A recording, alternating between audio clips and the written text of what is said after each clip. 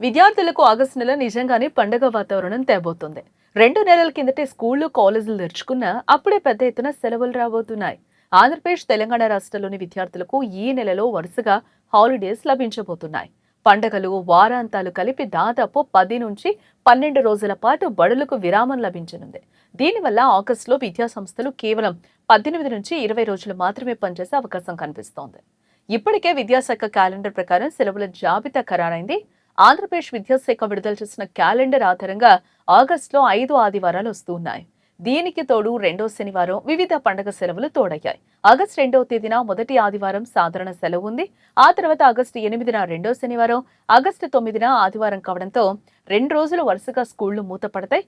August 15వ తేదీన స్వాతంత్ర దినోత్సవం శనివారం రాగా మరుసటి రోజు ఆగస్టు 16 ఆదివారం కావడంతో విద్యార్థులకు వరుస విరామం లభిస్తుంది.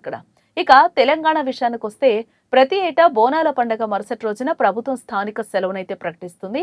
ఈసారి కూడా ఆగస్టు 10వ తేదీన బోనాల ముగింపు సందర్భంగా అక్కడ ప్రత్యేక సెలవు లభించే అవకాశం ఉంది.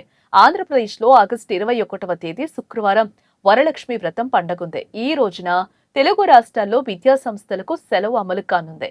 ఆగస్టు 23 ఆదివారం సాధారణ సెలవు కాగా ఆగస్టు 25వ తేదీ మంగళవారం మిలాద్ ఉన్ నబీ పండుగ సందర్భంగా ప్రభుత్వ సెలవు ఉంటుంది. చివరగా ఆగస్టు 31వ తేదీన మరో ఆదివారం వస్తోంది.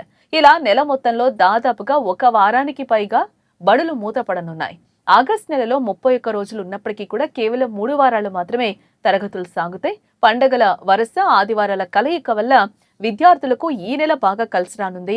పండుగ రోజుల్లో కుటుంబంతో గడిపేందుకు, చదువుల ఒత్తిడి నుంచి ఉపశమనం పొందేందుకు ఈ విరామం పిల్లలకి బాగా ఉపయోగపడనుంది. ప్రస్తుతం పాఠశాలలో విద్యా సంవత్సరం వేగం పుంజుకుంటున్న సమయంలో ఈ సెలవులు రావడం విశేషం. ఇప్పటికే ఉపాధ్యాయులు ప్రణాళికాబద్ధంగా సిలబస్ పూర్తి చేసేందుకు చర్యలు కూడా తీసుకుంటూ ఉన్నారు. సెలవుల కారణంగా మిగిలిన పని దినాల్లో బోధన వేగవంతమయ్యే అవకాశం ఉంది.